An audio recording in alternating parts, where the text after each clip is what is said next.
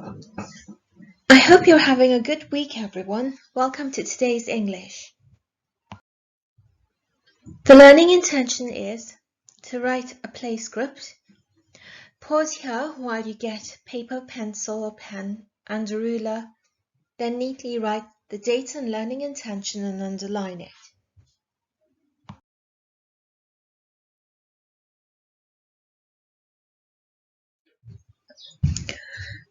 To begin with, we have word work. Today we're going to focus on homophones, and the 3 homophones are on your screen. Often we get muddled up with spelling them. There, and there. So the first blue there is an adverb and it refers to location, so where something is. And the example in the sentence reads, the exit is over there. And the second there, in green, is a pronoun which shows possession.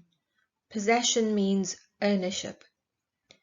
And your sentence as a question, what color is their car?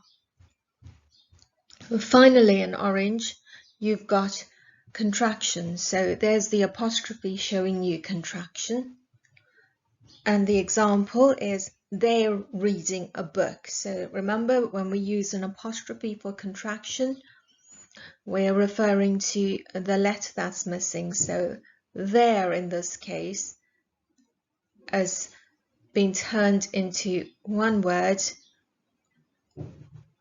for they are. So they've shortened it, it's contracted, and it's there. Just pause here while you look through these and understand the spelling rules and when they are used. And here we have the activity. So you're going to have to think about which of these homophones go in the missing spaces. Number 1 is done for you. They parked their car under the tree. So that's they're showing possession and the car belongs to them. So they parked their, T-H-E-I-R, their car under the tree. And then you've got the remainder to think about which words go where. And here's another pause point. Remember to write neatly and take a picture of the work you've done. Underline the homophone as well.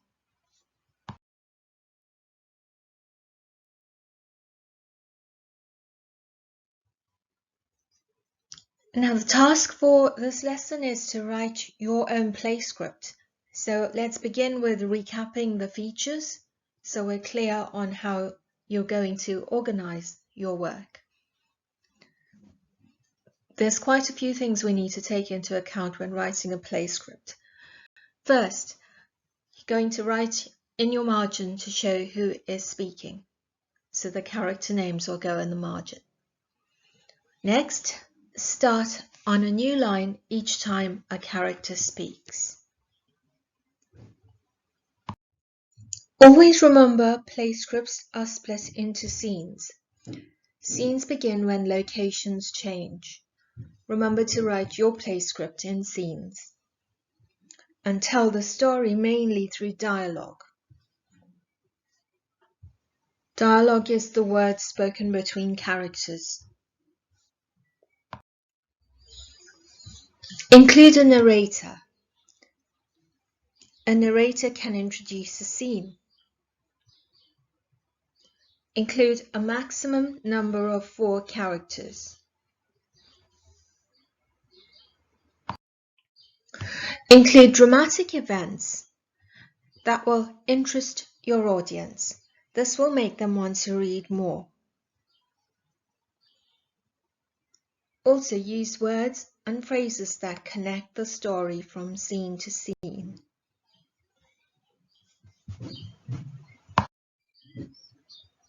Make sure stage directions are written in the present tense.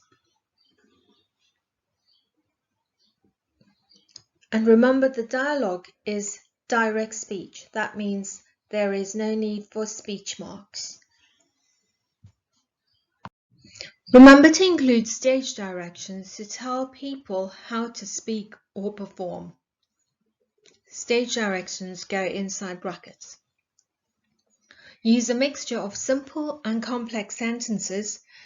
This changes the pace of your dialogue.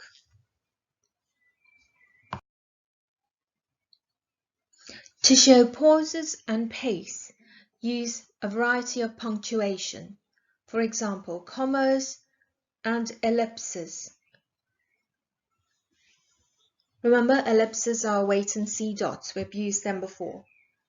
Next, move the plot forwards through what the characters say and do. This will help keep the pace.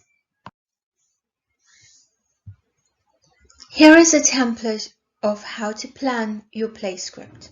You can begin with the name of your play. Next, think about your character list and then include a plot. After the plot, start thinking about each scene and how they follow on from each other.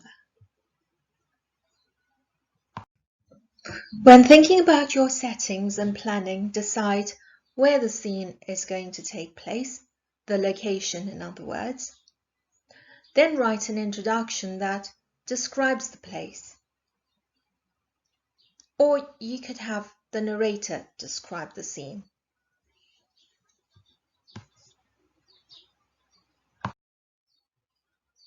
Next, decide who the characters will be. Beside the character name, write a short description of each character. Keep the number of main characters as small as possible. Give each character distinctive features.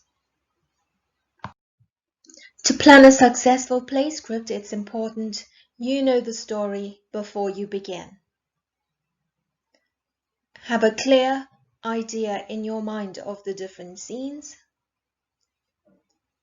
Remember, the dialogue or the narrator has to tell the story. It is best to keep the storyline simple. And here we have an example of the beginning of a play script. The title on the top says Little Red Riding Hood. Next you have your list of characters. Beside each character's name, there's a distinctive description. So mother, a fussy young lady wearing an apron. Red Riding Hood, a little girl who wears a red cloak with a hood, kind and helpful. Grandma, an old lady who is ill. Pause here while you think of suitable distinctive features for the wolf, and then think of suitable distinctive features for the woodcutter. Next, I begin with scene 1, and the location is the kitchen of a little cottage. And here's the scene being set. Now you can have a narrator say that, or you could just leave it as is. In the kitchen, Mother packing a basket on the kitchen table, whilst Red Riding Hood puts on her cape. Now remember, stage directions go inside brackets. So my first character, stage direction, firmly. That's Mother speaking firmly.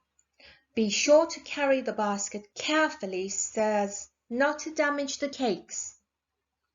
So this character knows she's got to say her lines firmly. Next, I start for a new character on a new line. And it's Little Red Riding Hood this time, a stage direction to tell Red Riding Hood how she's got to speak. Kindly. Of course, Mother. They are so prettily decorated. I wouldn't want to spoil them. Again, I start on a new line because it's a new character speaking. Again, Mother this time. You know the way? We've been so many times together, you should do. Pause here to get an idea of the beginning of a scene. This is scene 1 continued. Red Riding Hood. Yes, mother, I know the way. Mother on a new line. Be sure to keep to the path now. Don't wander off and get lost. A new line for Red Riding Hood. No, mother, I'll keep to the path. And a new line for mother. And don't talk to any strangers. Red Riding Hood. I won't, mother. Mother. Inside the brackets you see your stage directions. Giving the basket to Red Riding Hood and kissing her on the cheek. Do be careful and give Grandma my love. Tell her I'll be along tomorrow to see that she's all right. New line for Red Riding Hood this time. Stage directions again in brackets for Red Riding Hood. With hand on door handle, turning to face mother. I'll be back before you know it. Bye. And a new line for mother. This is the end of scene 1. Bye, take care. And mother says this quietly to herself. I do hope she'll be okay. I don't like her being in those woods all alone. You never know what might happen. Pause while you reread the end of scene 1. Now you get to write the next scene of Red Riding Hood when she meets the wolf in the forest on her way to Grandma's house. This is the 1-star task. Follow the same format as scene 1. You've got your title, setting your scene, and the dialogue. And remember to fit your stage directions inside brackets. Begin on a new line for each speaker, and we don't use speech marks. Remember, stage directions have to be in the present tense.